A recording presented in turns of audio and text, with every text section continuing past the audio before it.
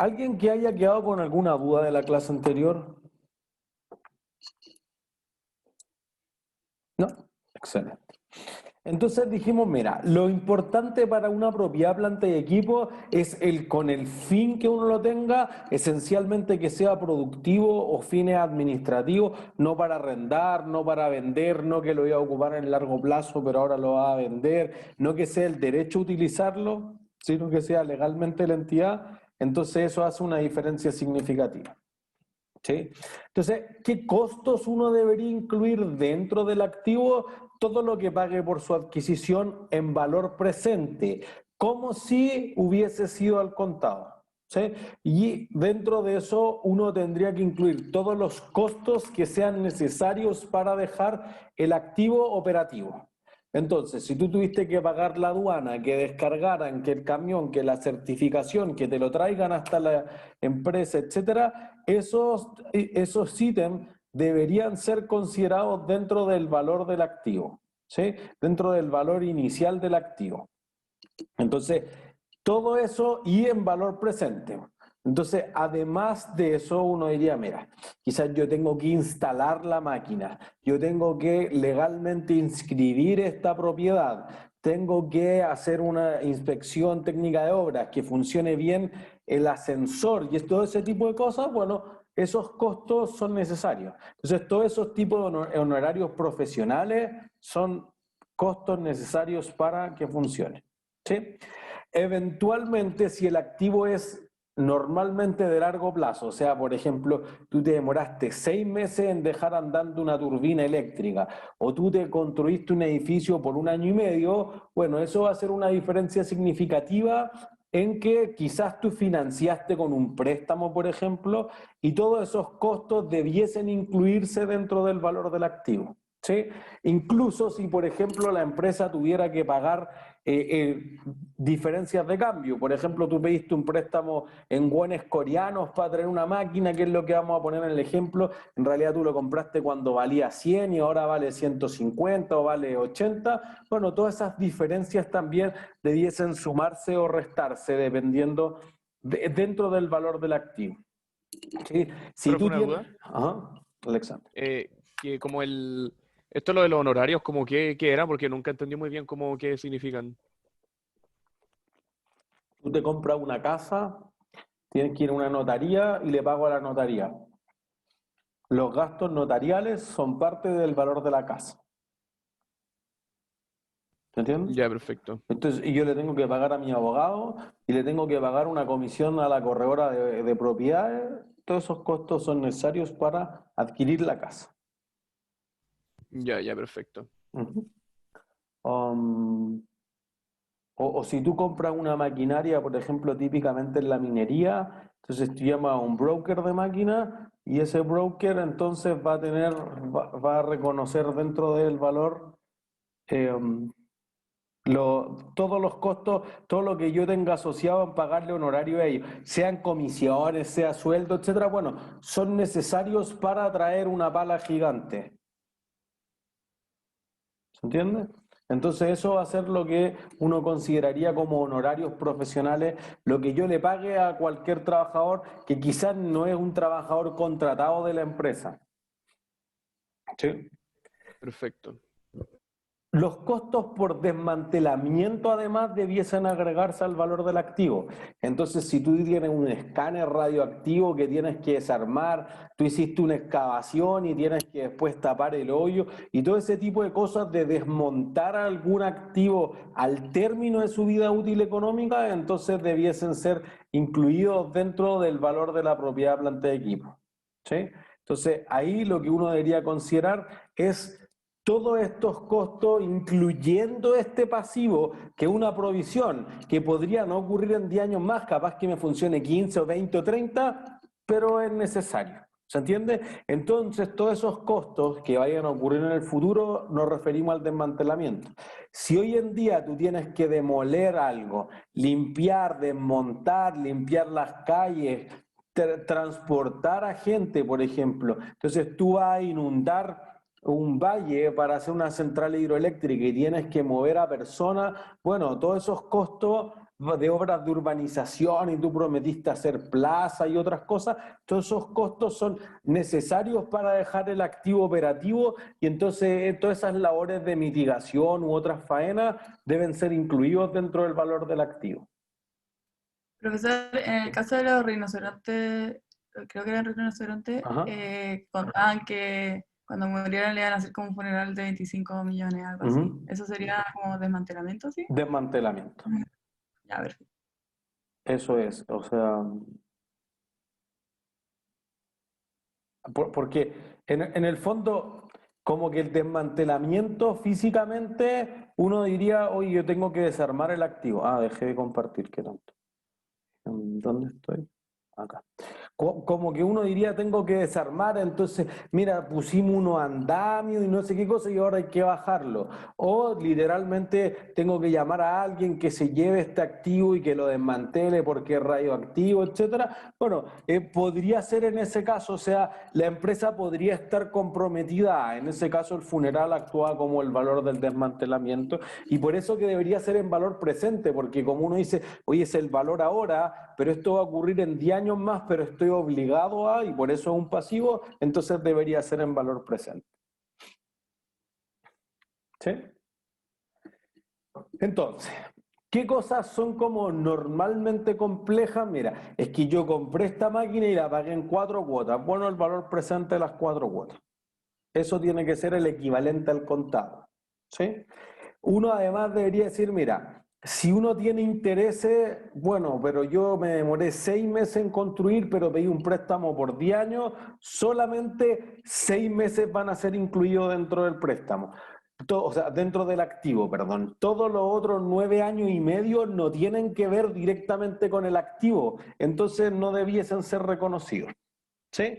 El valor agregado jamás debería, el impuesto al valor agregado, perdón, no debería incurrirse porque es un activo recuperable. Si fuera el impuesto aduanero específico, royalty minero o alguna otra cosa, entonces en ese caso no son impuestos que uno deba recuperar, pero el IVA se va a recuperar el siguiente mes. Entonces es un activo distinto de la propiedad planta de equipo.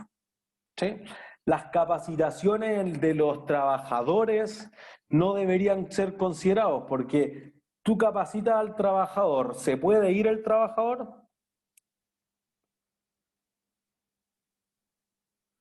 ¿Se puede ir o no se puede ir? Sí, Sí, pues entonces no pueden, no, como no tengo control, no es un activo. Y en cualquier caso, si tú capacitas a un trabajador, ¿qué vale más, la máquina o el trabajador? la máquina. La máquina. ¿Seguro? ¿Segura? Sí, No, pues, no sé. porque el que ¿No? está capacitado es la máquina o el trabajador, O sea, la máquina, o sea, la persona. la Claro. persona. Entonces, si la persona se va, la empresa no tiene ningún beneficio. Por eso que las capacitaciones nunca son parte del valor del activo, porque yo no controlo a la persona. Entonces, por eso que no podría reconocerse como un activo biológico como lo insinuamos ahí, porque en el fondo la persona siempre es libre de irse. Por eso que los activos biológicos son animales o plantas o alguna cosa que actúe como eso, no sé, fungi, virus, etcétera. O, pero uno podría decir, oye, mira, es que yo entreno un perro entrenado valdrá más o valdrá menos.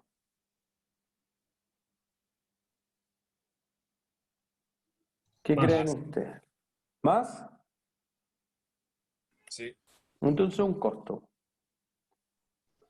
¿Se entiende? Por eso que los perros de caza, los caballos de carrera, etcétera, valen más. Entonces, en ese caso sí, porque uno tiene el control, no se va a ir a ninguna parte. Si tú tienes a la persona, no tengo control. Por mucho que haya un contrato, eso no da control. ¿Se entiende? Cambia en ese aspecto para los activos biológicos, inclusive si fuesen tratados como propiedad planta de equipo, como mostrábamos en AgroSuper o mostrábamos en el zoológico de Johannesburgo. ¿Sí? Si fuesen terrenos, uno tiene rejas, pavimentación, alumbrado, señalética o sistemas de riego, debiese separarse del terreno. ¿Por qué razón?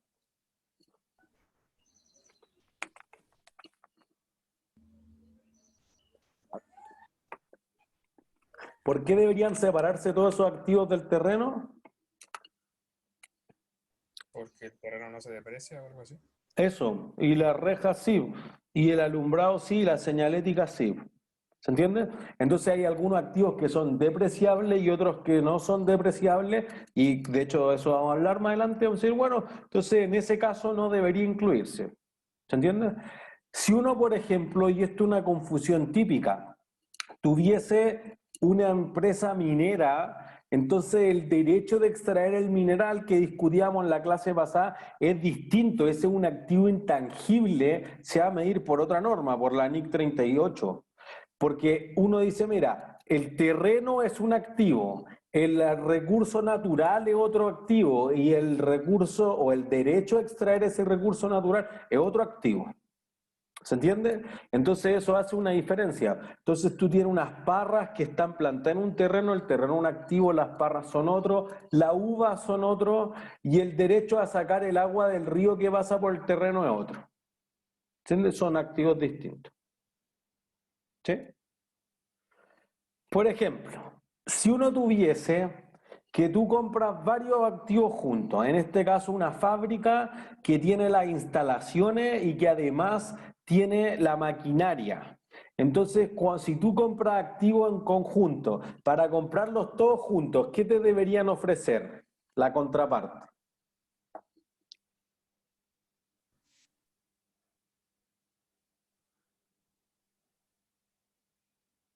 ¿Qué te debería ofrecer la contraparte para que tú estés dispuesto a comprar todos los activos en su conjunto? Un Un descuento. descuento. Un descuento. Po. Entonces uno dice, mira, aquí yo le puse estos números, podría ser distinto, pero esa es la esencia comercial.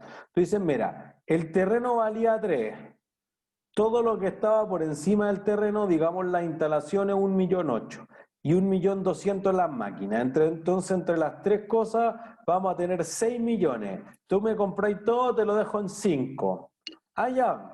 Lo que pasa es que tú dices, ya, pues yo compré todo el conjunto de la fábrica por 5 millones.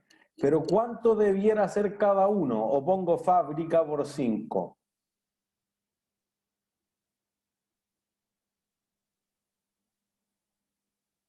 ¿Qué creen? ¿Debería separarlo o no debería separarlo? No, porque se incluye. No sé, no Sí, tienen sí, cara. sí, Sí hay que separarlo, ¿Por qué? porque ahí, o sea, ahí van los 6 millones Ajá. y según yo, después hay que como dividir el porciento de cada uno y ahí va a poner como el valor real, porque el que ¿Pero fue por qué, pagado, en po? verdad. Porque es ¿Por lo que qué uno debo hacer gastó, eso? en verdad, No, pues es yo lo que gasté uno gastó en 5, cada po. cosa. Sí, pero el valor real de cada cosa es distinto, o sea, sería menos de lo que vale realmente, algo así. Pero vale los 5 que yo pagué, ¿o no? No vale más por el costo de desmantelamiento. Yo empiezo a asumir el costo de desmantelamiento cuando lo compro, ¿no? Podría ser, pero un terreno no tengo nada que desmantelar. Por eso que Y no fíjense viene, que aquí ya esto va a influir, por ejemplo, en los indicadores que nosotros decíamos, la rentabilidad sobre el activo, la rentabilidad sobre el patrimonio, porque en el fondo tú dices, oye, pero mira, si yo dijera las categorías del valor razonable, entonces, ¿cuál es la primera categoría del valor razonable?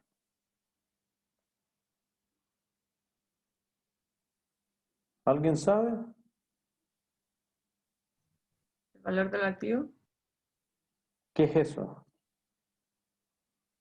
El valor de mercado, el valor contable, el valor en uso, el valor de liquidación, el valor neto de realización.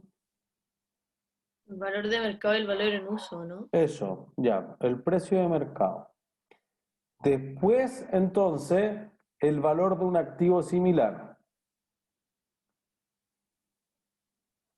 Pero estos dos son observables, entonces dicen, mira, no hay un auto igual a este de este año, pero hay uno del año pasado y más o menos suben o bajan tanto de valor por año y le hago una aproximación. Y si no, si fuera el tercero, sería el valor en uso, que es el valor presente de los flujos de caja nomás. ¿Se entiende? Pero tú dices precio de mercado, ya. ¿Y qué es el precio de mercado? No, pues a la que se vendió algo desinteresadamente, que nadie te obligó a vender. Ah, ya, pues 5 millones es el precio de mercado. No tengo nada más que hacer. Pues entonces voy a cargar fábrica por 5 y voy a abonar fábrica por 5. Perdón, no fábrica, efectivo. ¿Por qué no debería hacer eso?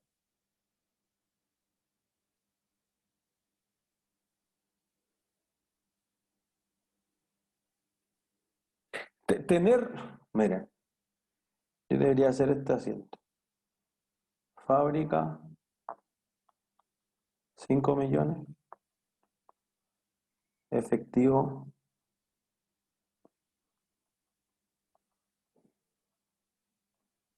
5 millones. Eso, ¿por qué no debería hacer eso?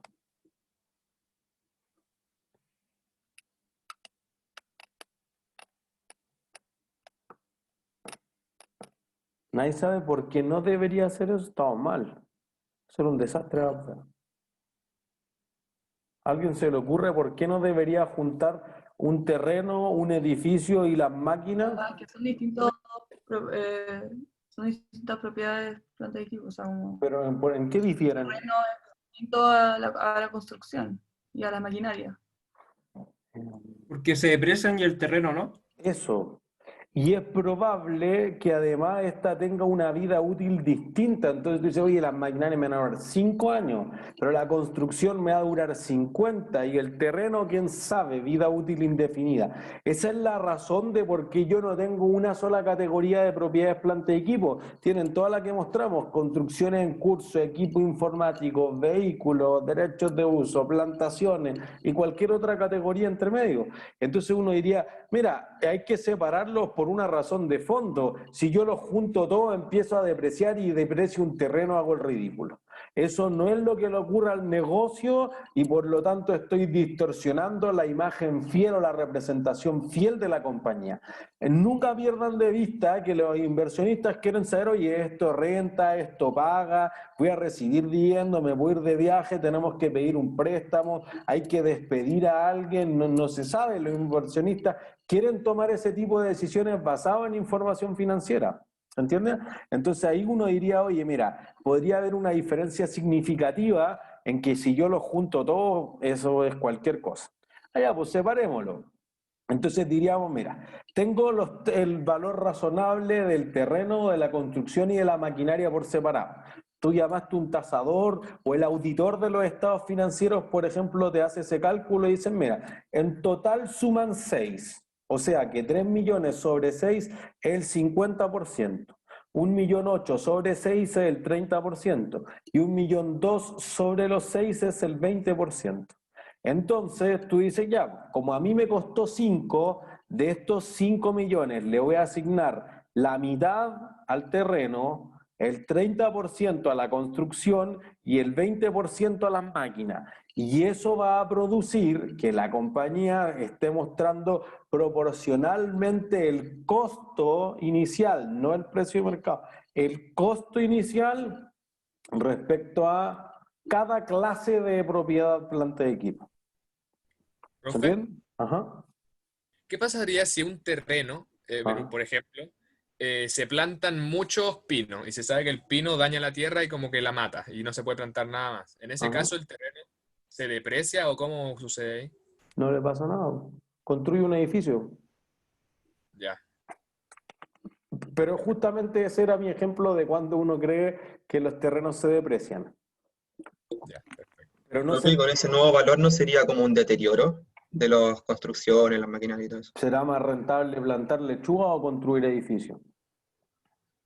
En cuanto al edificio. Entonces quizás vale más. Pero vamos a ir hacia allá, tranquilo. Primero costo inicial, después vemos depreciación y separación de componentes y deterioro. Tranquilo, primero lo básico. ¿Sí? Entonces, miren, pongamos esto. Digamos que yo compro el activo. Entonces te dice, compramos a un proveedor coreano una máquina de helados con un Incoterm Free On Board. ¿Saben lo que es Free On Board? Mal conta uno. Valentina, ¿tú sabes o no? No, profe, iba a preguntar qué era. ¿Será que sin impuestos, sin aranceles ni nada de eso? Es cerca de eso, no tiene que ver con los impuestos, pero sí con otros aranceles. En el fondo tú compras la máquina, miren, debería mostrarlo, en la otra sección lo mostré. Magia de hacerlo en digital es que voy a mostrar las láminas de contabilidad. En introducción a la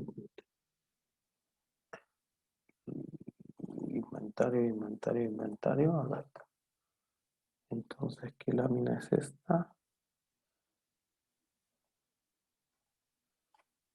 Acá. Me cambio de presentación a esta. Fíjense. Estos son los Incoterms, que son los términos con los que si tú vas a comprar otro país, tú negocias. Entonces, por ejemplo, está desde lo más básico que es Exiting Warehouse. El proveedor se hace responsable hasta la puerta de su fábrica y después, chao, es todo culpa del cliente.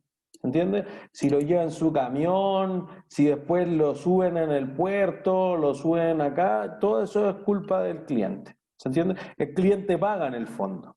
FOB, que significa Free On Board, el proveedor se hace responsable hasta aquí, hasta que te lo deja justamente libre a bordo. Free On Board. ¿Se entiende? Este es uno de los más típicos FOB. No sé, si alguien compra en AliExpress, normalmente te preguntan si quiere FOB o CIF. O si no, acá está CIF, que significa Cost, Insurance and Freight. O sea, pago el costo, pago el seguro de viaje, por eso que fíjense que se hace responsable para acá, y pago el flete, o sea, yo pago el barco, pago lo que pase ahí, ¿hasta cuándo? Hasta aquí, pues, hasta que te lo hayan descargado en el puerto. Pero si tú lo vas a buscar en tu camión o después lo envían a avión y lo traes a la bodega y ahí lo pruebas, esos siguen siendo costos del cliente. ¿Se entiende? Entonces el Incoterm es si yo me hago responsable hasta acá o si yo me hago responsable hasta acá. Eso es lo típico. ¿Se entiende? Hay más Incoterms, otros más complicados. En algunas industrias el Exiting Warehouse es más utilizado, pero digamos que los más utilizados del mundo son Free On Board y Cost, Insurance and Freight. Costos, seguros y fletes. ¿Sí? Entonces me devuelvo esto. Entonces, digamos esto, tú compras... Esto se supone que es materia de conta 1. Sí, o sea, materia, sí no. Piensa que una lámina de todo mi set de eso. Pero sí en inventario debieron nombrárselo. Ya, ok. Pero quizás no es nada tan terrible no saberlo, ¿sí? O sea, después o sea, porque claro, quizás si no lo vieron es una lata, es justo el momento de inventario, es el momento donde decirlo por si uno tiene un emprendimiento que compra cosas, en qué casos te conviene, ¿no? Así como si voy a llenar un container, me conviene que sea FOB, si voy a traer una unidad, me conviene que sea CIF. Y como que es un momento interesante para verlo, pero si no, después, los casos de, oye, ¿qué pasa si se le suelta el container, pega en el borde del barco y se hunde en el puerto? ¿Quién paga? Todos esos casos después más bien de derecho y empresa. Perfecto. Entonces, tenemos que lo compra FOB y te dice que lo compra a 23.800 IVA incluido, teniendo que incurrir en gastos por transporte de $3.000, seguros de 1.000 y gastos de internación y aduanas por 3.500. Llegada a la fábrica, la máquina requiere de un técnico especializado que la instale y la pruebe cobrando honorarios por $2.500. Además, para operar la máquina de helado, 10 empleados son enviados a una capacitación con un costo de 300 cada uno. Todos los gastos después de la compra al proveedor coreano no tienen IVA incluido. ¿Cuánto debería ser el costo reconocido por la compra de la máquina? Esa es la pregunta de fondo. ¿Sí? Entonces uno dice, perfecto, si tengo ese dato, ¿qué cosas debo incluir y qué cosas no debo incluir?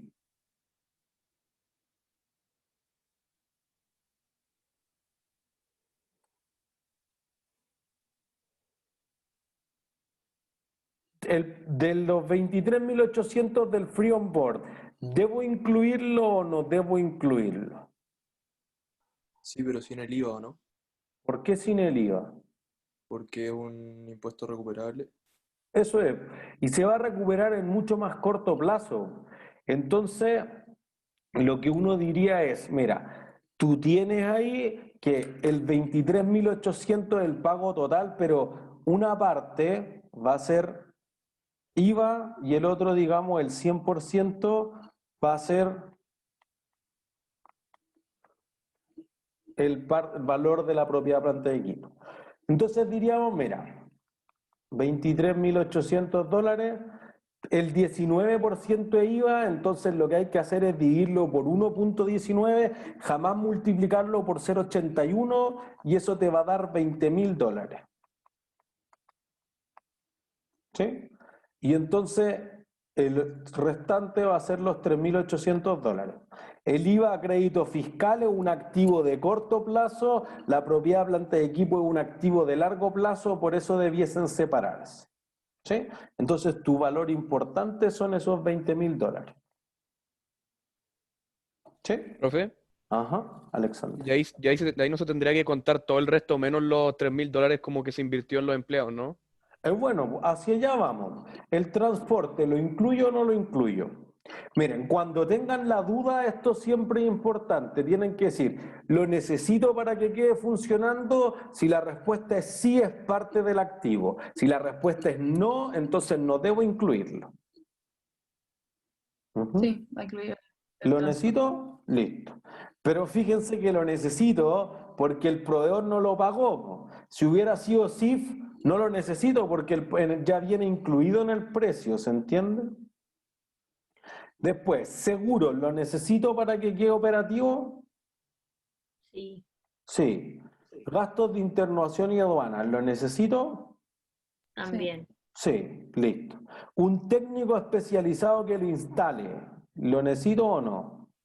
También. Sí, listo. Y ahí están los honorarios que preguntábamos o que discutíamos al principio. ¿La capacitación de los trabajadores, lo necesito? No. No, ¿Por qué no? porque no controlamos a los trabajadores. Pero los necesito o no. No, porque el activo Ya sí está para que funcione, entonces sí debería estar incluida la capacitación. O sea, es una duda razonable, digamos. Pero la que podría hacer la diferencia total es decir esto. ¿Yo necesito a esos trabajadores o puedo contratar a otros que ya estén capacitados? se pueden contratar a otros. Entonces no necesito a esto. Si los capacito yo o contrato a otro es otra decisión. Pero no quiere decir que el que yo haya capacitado a los trabajadores o a cualquier otro entrenamiento distinto a la capacitación vaya a ser incluido dentro del activo. Porque en cualquier caso, lo que decíamos al principio, el que vale más es la persona, no es la máquina. Así que la máquina no tiene más costo. ¿Se entiende? ¿Es claro para todos o para alguien no es tan claro quizás? La capacitación la contabilizo como gasto, ¿no? Gasto, eso es. Perdón, alguien preguntó algo al mismo tiempo. Y que la capacitación entonces nunca se incluye. Diría prácticamente nunca. Pero es que si en este ejercicio dice que va a mandarlos, como ya son enviados a una capacitación, como que sí está siendo parte de... Como ya está confirmando que los mandó para que funcione la máquina. En ese caso no estaría ya Entonces incluido. diría nunca. Es que claro, una vez con el profesor Arancibia discutimos un caso muy extremo en el que podría ser, pero creo que no suma nada al objetivo de aprendizaje. Entonces le diría, la capacitación nunca es parte del valor de ningún activo. Por el contrario, siempre es un gasto.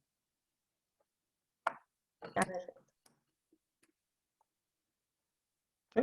Entonces vamos a sumar. Tenemos los 20.000, los 7.500 y los 2.500 y entonces eso te da 30.000. ¿Entiendes? Y entonces ahí lo que uno tiene es que la mayor parte de eso debiese ser incluido dentro de, y los 3.000 que era la capacitación no debiese ser por las razones que digo. ¿Sí? Entonces si hiciéramos un asiento, por ejemplo, diríamos gasto por capacitación. Teníamos la maquinaria por 30 netos de IVA o sin IVA y el IVA 19% de eso, 5.700. No te decía si pagaba en efectivo o quedaba por pagar, entonces todo el resto contra efectivo o contra la cuenta por pagar. ¿Sí? ¿Dudas hasta ahí?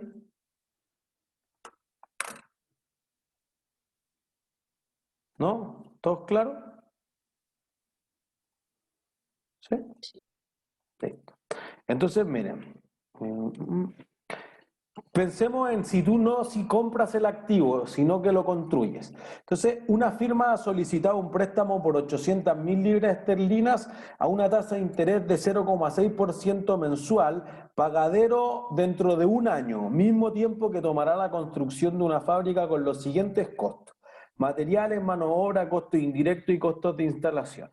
Entonces, vayamos al fondo al tiro porque esto quiere ir a reconocimiento inicial. ¿Tú necesitas los materiales para construir la fábrica? Sí, Sí, listo. ¿Necesito la mano de obra? también. También. ¿Necesito los costos indirectos? Ah, no tenemos idea qué es costo indirecto. De hecho, eso es un gran problema para el curso de contabilidad 3. Pero piensen que tú dices, oye, mira, estos trabajadores literalmente trabajaron aquí en esta construcción y ocuparon estos materiales. Los costos indirectos se refieren, mira, los necesitamos, pero no directamente aquí. Por ejemplo, yo traje camiones que se depreciaron que traían los materiales. O yo ocupé una grúa que se depreciaba. Pero no solo trabajó en esta fábrica, sino que tuvimos un puente, hicimos un edificio, hicimos como 10 cosas distintas con la misma máquina. ¿Se entiende? Entonces son costos que debo asignar de forma indirecta, o de servicios básicos, o yo ocupé un arquitecto, o tengo un inspector técnico de obra que no solo trabaja en esta fábrica, pero que igual son costos que necesito para. ¿Se entiende? Entonces tenemos eso. Después, costos de instalación e impuestos específicos. ¿Los necesito para dejar la fábrica operativa? Sí. Sí, listo. Entonces tenemos eso. Después, ¿qué te dice? Las 100.000 libras restantes son requeridas para cualquier imprevisto de la construcción y no serán... debía cambiar. Entonces, las 100.000 libras restantes son requeridas para cualquier imprevisto de la construcción y no serán destinadas para ninguna otra actividad distinta de la construcción de la fábrica. Entonces, pero dejó como un colchoncito, etcétera. Eso como que te hace dudar. Se estima que dentro de 8 años la planta deberá ser desmantelada con costos de 15.000 en valor presente y la fábrica será emplazada en un terreno que será comprado con fondos propios por 150.000 libras esterlinas. El terreno ha requerido de ciertos ajustes estipulados por la alta gerencia para la operación perfecta con un valor de 39.000, entre ellos eliminar los desperdicios sobre él y aplanar los desniveles del mismo. ¿Cuáles serán los registros contables para la construcción de la planta? Entonces, lo que ya debe parecer obvio de nuestro ejemplo anterior es que debería separar el terreno, ¿sí? Entonces debería separar el terreno de la construcción, ¿por qué?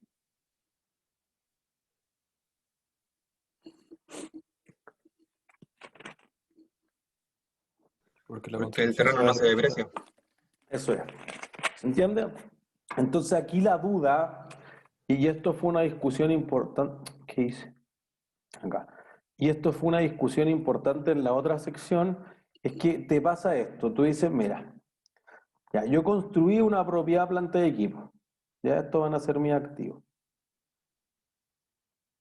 Propiedad planta de equipo. Que vale los 300 más los... Vale los 300 más los 190 más los 160 más los 50 y eso suma 700. ¿Ya? Pero te dice, mira, pedí un préstamo, el pasivo es por 800. Entonces hay un pedacito extra. Entonces ese pedacito extra la empresa lo tiene como caja, como efectivo. Entonces lo que uno dice es, mira, estoy seguro que 700.000 libras, voy a corregir acá, es decir, 700.000 están asociadas a la construcción de la fábrica. pero los otros 100.000 no están asociados a la construcción de la fábrica. Entonces, fíjense que te cuesta un año construir esto. Entonces, el préstamo, ¿qué va a generar durante ese año? Intereses. Intereses. Y esos intereses se parece ser que al menos los de 700.000 libras esterlinas son directamente asociables o atribuibles a esta propiedad planta de equipo. Y entonces eso produce que uno pueda decir, ya, pues perfecto. Entonces hay 700.000 a esa tasa de interés que deben capitalizarse o agregarse o activarse, valga la redundancia, en el valor del activo. ¿Se entiende? ¿Y los 100.000 que sobran no serán una provisión? ¿Por qué una provisión? A ver, ¿puedo volver a la diapositiva anterior? ¿Acá? No, una adelante. Porque los 100.000 son requeridos para cualquier imprevisto de la construcción. ¿Pero por qué serían una provisión? Porque se podrían ocupar si es que ocurriera algún imprevisto. Claro, pero... O pasivo contingente, no sé. Pero no es pasivo, no es contingente. Ojo, miren, primero acuérdense que los pasivos contingentes no son contabilizados dentro de los pasivos, pero el banco, ¿cuánta plata me prestó? 800. Entonces el banco, si a ti te va mal en el negocio, ¿te va a perdonar? No. No, entonces lo que te va a venir a cobrar son esos 800 de ahí. Entonces el pasivo es claro, es 800. Tú le debes 800 al banco. Si tú construiste, no construiste, te los gastaste, no sé, te los robaron, al banco no le importa. Entonces el banco tiene un pasivo por 800, ahí no hay duda. La duda es con estos 100.000, pero yo creo que en el sentido que tú lo preguntas es que la empresa deja como este colchoncito por si acaso, por si hay costos de construcción, por si en realidad hay que contratar a más trabajadores para terminar a tiempo y ese tipo de cosas. Bueno, pero eso es caja. Entonces tengo la caja ahí, por ejemplo alguien en la sección anterior decía, pero esa caja no es lo mismo que el resto de la caja, porque esa no me la voy a gastar, está solamente destinada a esto. Bueno, podría ser un fondo fijo. Un fondo fijo normalmente es, oye mira, esto es para, no sé, en las estaciones de policía es para comprar donas. O esto es para comprar, no sé, cualquier cosa de emergencia, de jabón, de papel higiénico, no sé, cualquier cosa que te pueda pasar, ya pues es un fondo fijo. No se puede utilizar con otra cosa, ¿se entiende? O un fondo de reserva también, por ejemplo, los que viven en departamentos, el fondo de reserva cubre o que haya un desperfecto en los ascensores o que eventualmente en alguna instalación así como la red de incendio o algo de ese estilo se dañe. ¿Se entiende? Entonces, pero sigue siendo caja. Para nuestro efecto la caja está ahí. O sea, si no tengo ninguna contingencia, esos 100.000 los puedo ocupar para devolvérselo al banco. ¿Se entiende? Pero yo no puedo decirle, oye, aquí está el edificio de vuelta. No, pues yo no quiero el edificio, yo quiero que me paguen las cuotas. ¿Se entiende? Ahí queda claro. Entonces, terreno es fácil, pues los 150 más los 39, 189. Para la propiedad planta y equipo teníamos todo lo que decíamos al principio, los 700 más los intereses, y aquí yo lo hice lineal, 0,6% por 12 meses por los 700, que era la parte directamente atribuible a la empresa. Si alguien quisiera hacer algo más sofisticado, del orden de, oye, esto es 700.000, pero esto es interés compuesto por 12 meses y le resto el capital para que me quede solo los intereses, bueno, eso es más sofisticado, ¿no? Es mejor, ¿se entiende? Si alguien dice, no, es que mira, esos 100.000 están única y exclusivamente y logra justificarlo, bueno, acá será 800, ¿se entiende? Pero sí lo importante aquí, comparativamente, por ejemplo, con el ejercicio anterior, es que aquí tú tienes que incluir una parte de los intereses porque es un activo apto o un activo de largo plazo, entonces esos intereses son necesarios para dejarlo construido. ¿Entiendes? Si es por 700, 800, bueno, lo importante es que una parte debe agregarse. Y además lo segundo adicional que tiene es que tiene una provisión por desmantelamiento, que ya está en valor presente. En el fondo te dicen, mira, hoy en día esto vale 15. Entonces esto vale en el futuro, no sé, en 96 meses más, algo. Pero esto actualizado al 6%, al 0,6% por 96 periodos te va a dar esto. Eso es lo que dice eso, ¿se entiende? Entonces, si eso es 18, 20, 25, no sabemos. Pero va a ir subiendo de 15 hasta 20 y algo. ¿Sí? Entonces, tenemos los 15 de la provisión, que si es un pasivo, que es incierto en el cuándo, tenemos lo que desembolsó en efectivo y la contrapartida es la propiedad, planta y equipo. ¿Se entiende? Entonces, ¿qué hizo con el préstamo? Bueno, lo invirtió en el terreno, en todo esto. ¿Se entiende? ¿Dudas hasta ahí?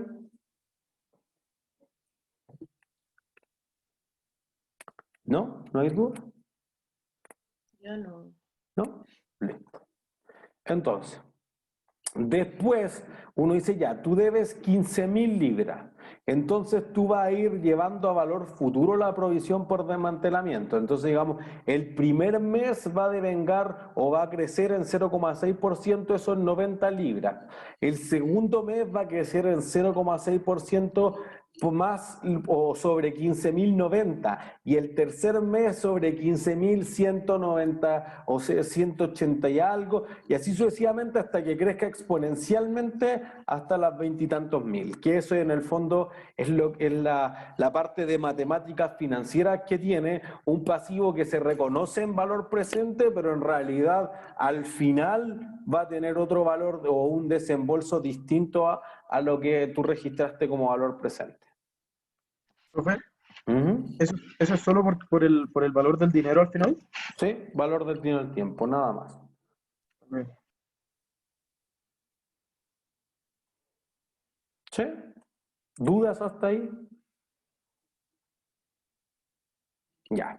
Entonces, ¿qué le pasa después del valor inicial? Los activos podrían depreciarse. En general uno dice, mira, los depreciables tienen una vida útil que es finita y los que no se deprecian tienen una vida útil económica que es indefinida. No es que el terreno te dure para siempre, es que tú no sabes hasta cuánto dura, que es distinto. ¿Hasta cuánto dura? ¿Sí? Entonces, típicamente uno dice, no, pero es que mira, hay unos terrenos, los agrícolas que preguntaban, sí, tú pones pino y son muy invasivos, o tú pones palta y se chupan toda el agua y te secan el terreno. Bueno, si el terreno no puedo plantar nada más, construye unas bodegas y se acabó. ¿Se entiende? Entonces, cuando uno cree, típicamente uno habla de los terrenos agrícolas o de los cementerios o los basurales como terrenos que podrían depreciarse, pero como siempre tiene un valor, digamos, alternativo de hacer algo, el terreno agrícola no se deprecia. ¿Sí? Los cementerios, por su parte. Un cementerio, piensen en el terreno de un cementerio. ¿Qué clase de activo será el terreno de un cementerio? Por un punto premio.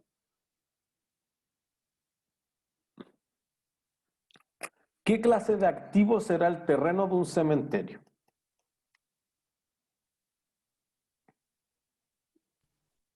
Sería algo así como similar, como, por así decirlo, como casi como bienes raíces, ¿no? Como arrendar como un espacio del terreno como para dejar como, bueno, eso, el metro cuadrado que es necesario como para poder poner a los ataúdes ahí la gente. Es cierto, un punto premio. Es una propiedad de inversión, se llama eso. Eso es lo que vamos a ver a la vuelta de la semana de pausa. Vamos a decir, oye, una propiedad de inversión, eso es un inmueble que tú le arriendas a un tercero.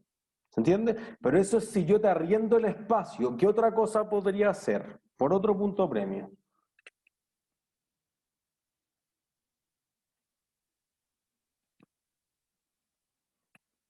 ¿A alguien se le ocurre qué otra cosa podría ser el terreno dentro de un cementerio?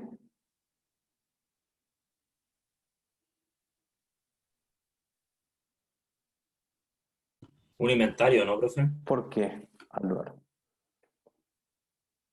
Porque también se puede vender Eso es esa parte del un terreno. punto premio. Y en los dos casos no se deprecia. El inventario porque es un activo de corto plazo. La propiedad de inversión por 4 razones que se explican en el capítulo del control del 29 de septiembre. Entonces uno dice, mira, por último, ¿por qué un terreno nomás? Pues nunca se deprecia. Entonces es falso cuando se dice que en realidad los cementerios, porque se va achicando el espacio. No, mira, te queda menos espacio porque se lo vendiste y hay un contrato de compraventa, igual que por una casa, a X. O tú se lo arrendaste y si no te pagan el arriendo, chao, fosa común. Y listo. ¿Entiendes? Entonces es falso que los cementerios se deprecien. Sí parece ser que de los pocos activos en el mundo que hay, los basurales pueden ser los que se deprecien. Y entonces ahí viene la idea de que quizás la depreciación no es en línea recta, porque en el fondo un basural, ¿le puedo meter infinita basura? No. No. En un momento se agota. Entonces, no, ojo, no es que el Estado te haya concesionado un terreno para hacer un basural, es que tú compraste ese terreno y lo ocupas como un basural.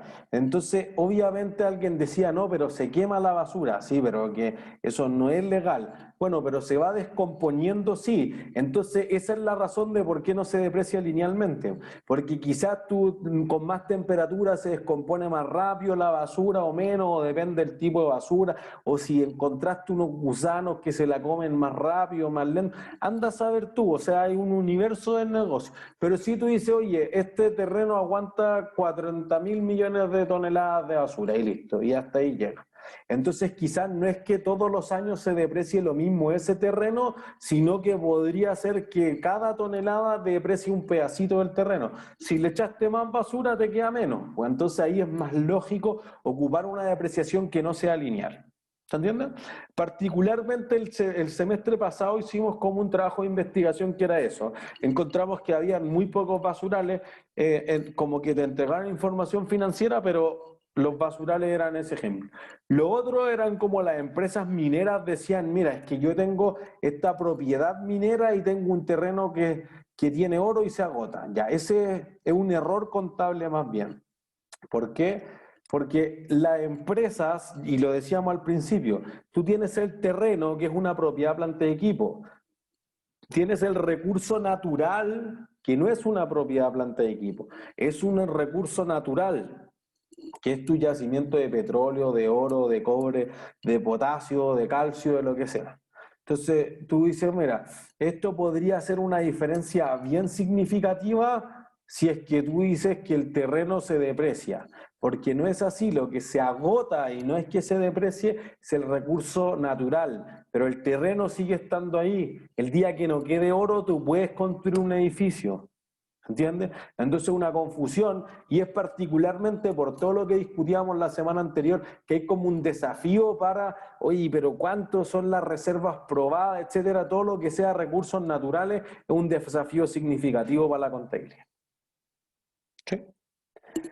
Entonces, los activos que se deprecian, eso corresponde al desgaste, al consumo de los beneficios económicos por algo habitual. No es que se te cayó el celular al water o contra una piedra y se rompió. Eso es deterioro.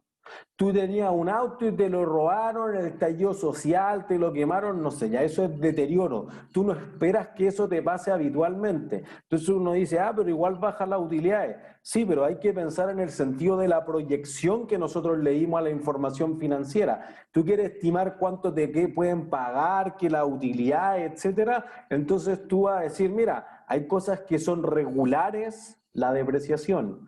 Hay cosas que no ocurren recurrentemente, deterioro. ¿Se entiende?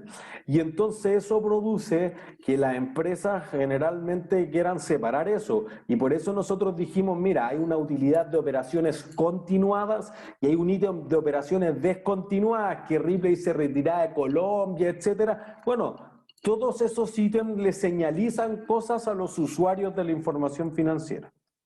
¿Se entiende? Entonces uno dice, mira, si tú tienes un iPhone, y nosotros lo decíamos en las clases anteriores, ¿en qué momento se va a depreciar mayoritariamente el iPhone?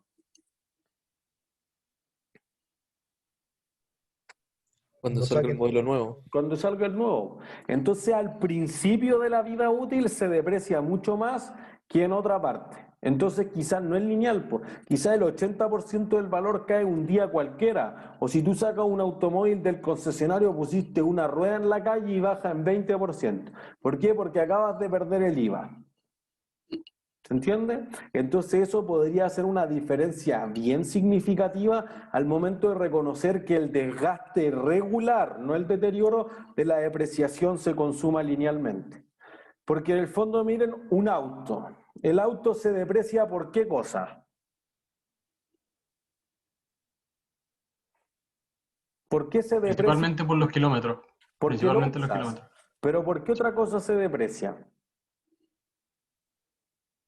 Por los nuevos modelos también que son, ¿no? O sea, porque pasa el tiempo. ¿Se entiende? Igual o sea, lo puedes tener estacionado desde que hay cuarentena y aún así algo se desgasta. ¿Se entiende? Quizás no es lo mismo, quizás si tú lo usas es más, pero tú dices, yo lo ocupo solo para ir al trabajo y ando lo mismo todos los días y chao. Bueno, entonces quizás lo que es más conveniente es utilizar una depreciación lineal, pero quizás alguien dice, no, pues si yo no ando, prácticamente no le pasa nada. Bueno, entonces mientras más andes, más se deprecia. Y eso es más bien una depreciación basada en la cantidad producida. En este caso, la cantidad producida tiene que ver con los kilómetros andados. ¿Se entiende? Entonces, lo que tú estás reconociendo con la depreciación es la menor capacidad de generar beneficios económicos futuros, pero porque los generó, porque yo anduve en el auto. Si a ti se te incendió el auto, le cayó un meteorito al auto, entonces no te generó los beneficios y eso es deterioro. Es una pérdida, algo que no podría pasar regularmente. ¿Se entiende bien la diferencia o para alguien no es tan clara la diferencia? Qué bueno que sea claro para todos. ¿Sí?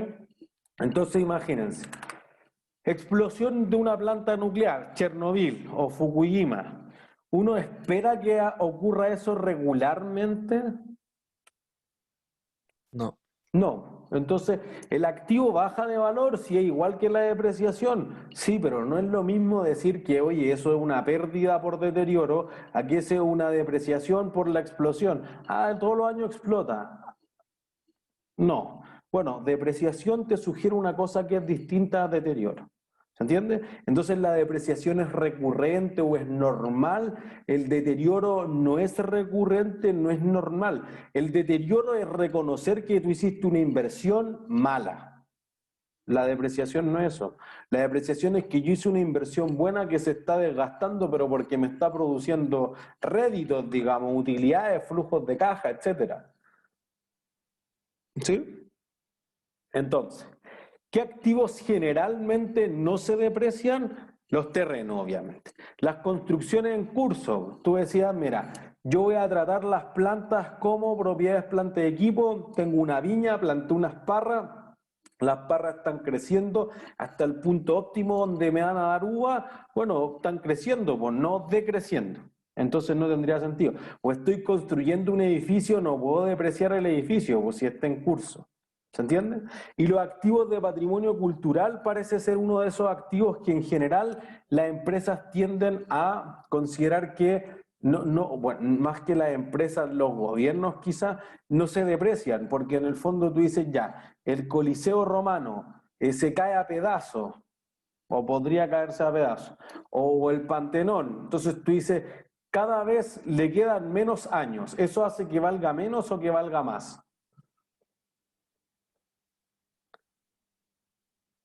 Que valga más, yo creo, ¿no? Como es algo cultural. ¿Pero por qué valga más?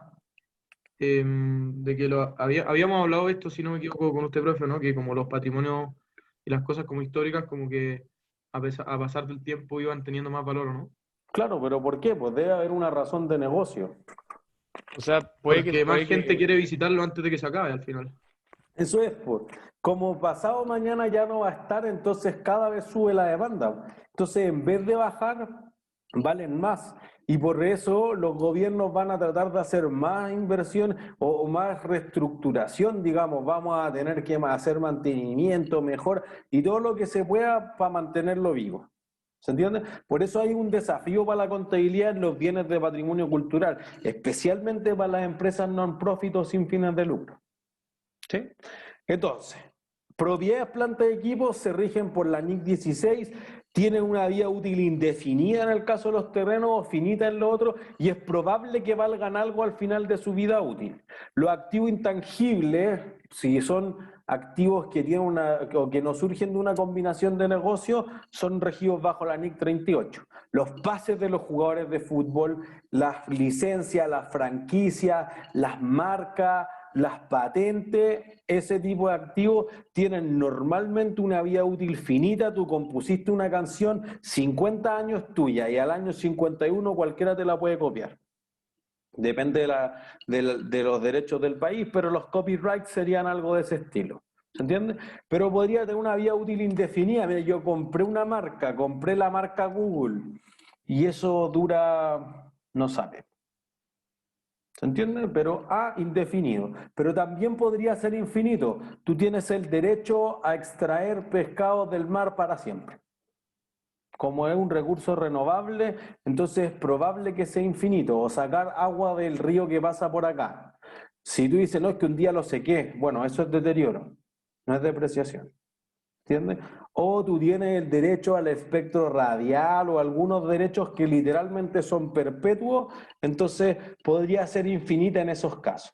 Y el valor residual normalmente va a tener un valor cero, pero que podría ser positivo, por ejemplo en las concesiones. Entonces tú construiste una cárcel, el Estado te pagó como por 30 años y después pasa a ser del Estado, pero él te la va a comprar un valor residual, ¿se entiende? O tú construiste una carretera de 300, 400 millones de dólares y el Estado te lo compra en un valor simbólico de $1 millón. Entonces podría haber algunos casos en el que el valor residual es positivo, son los menos. En cambio, los recursos naturales se rigen con la IFRS 6, podrían ser renovables, entonces aparece más petróleo, no sé hasta cuándo dura. Si no es renovable, entonces quizás tiene una cantidad definida más que unos años definidos, ¿sí? Pero si se agota el pozo petrolero, vale cero. Entonces sí, el valor residual es nulo.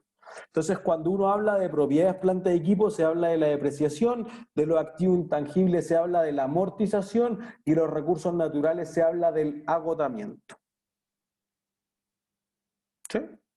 Entonces, para depreciar lo que uno tiene que tener claro es el costo inicial, que es lo que acabamos de hacer, lo que va a valer cuando se acabe la vida útil económica, que es el valor residual o valor de salvamento o valor de rescate a veces, ¿sí? La vida útil que es económica mientras me vaya a durar o me vaya a dar beneficio económico. ¿Cuánto es la vida útil de un computador?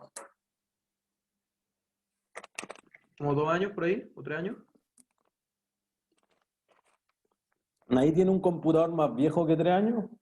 5 o 6 años más o menos. Yo también. O puede ser que un arquitecto lo funda en 2 años de tanto renderizar. ¿Se entiende? La vida útil económica tiende a durar lo que dure para alguien, ¿no? Es que después funciona así, pero a mí no me sirve. Porque claro, sí puede usar Paint, pero no me sirve para renderizar. Entonces los beneficios económicos van a durar 5 años. Claro, después la casa sigue estando ahí, pero ya no me trae nada de ventas porque está muy vieja. Ya, listo. Bueno, la vida útil económica no es lo mismo que la vida útil real. ¿Se entiende? Es distinta. Eso es lo importante. ¿Se entiende? Si el computador sirve, bueno, igual lo puedo usar, no más para algo, pero no los beneficios económicos que tú definiste. Entonces no hay que pensarlo solo también en tiempo, sino que podrían ser kilos, kilómetros, litros, servicios, veces que se reproduzca y cualquier otra cosa. ¿Entiendes? Kilos de uva, no sé, si tú tienes como un criadero de caballo, así tú podrías decir, oye, no sé, depende de cuántos óvulos pueda inseminar o si el caballo, podrían haber muchas métricas que tú dijeras, oye, para mí esto, la vida útil económica está medido en algo distinto a los años. El año no me dice nada, o los meses o los semestres. ¿Se entiende? Entonces, en términos tributarios, sí, impuestos internos y en general en el Internal Revenue Service en Estados Unidos te dice Esto dura 5 años, pero podrían decirte cualquier otra cosa distinta. ¿Sí? El importe depreciable es lo que te costó al inicio menos lo que va a llegar. O sea, la diferencia entre el valor inicial y el valor residual, eso te va a dar el importe que se deprecia. ¿Sí? En Estados Unidos es súper típico utilizar la depreciación MACRS, que es la Modified Accelerated Cost Recovery System, que en el fondo te dice una cosa súper loca, es como una tabla que te dice, mira, este año se deprecia 5%, el próximo 20%, después 13%, después 14% y después todo lo que falte. Y si eso es mucho o poco, no sabes. ¿Entienden? Eso es para lo que ocupa el Servicio de Impuestos Internos de Estados Unidos, el IRS o el Internal Revenue Service. En Chile, depreciación en línea recta facilita. ¿Entienden? Más simple. Algunas de las depreciaciones podrían ser línea recta y cantidad producida, pero podría ser que alguien diga, no, todos los años se deprecia el doble que antes. Ya una depreciación que al principio tiene mucho, después tiene menos. O suma de dígitos que al principio es poco, porque el activo no está a toda su capacidad, entonces va agarrando ritmo y después se desgasta mucho. O al revés, desacelerada. Al principio entonces tú vas a decir, ya, entonces, chuta, este se deprecia mucho, se deprecia poco, bueno, no es lineal. ¿Entiendes? El iPhone podría ser un caso del primero que es decreciente. Al principio mucho, una turbina eléctrica, por ejemplo, para una empresa que se dedica a la producción eléctrica, podría ser del otro caso. ¿Sí? Entonces, ahí lo que uno dice es que no es constante. Nosotros solamente vamos a ver los primeros dos y con eso vamos a terminar la clase, pero existen más, por si acaso. ¿Sí?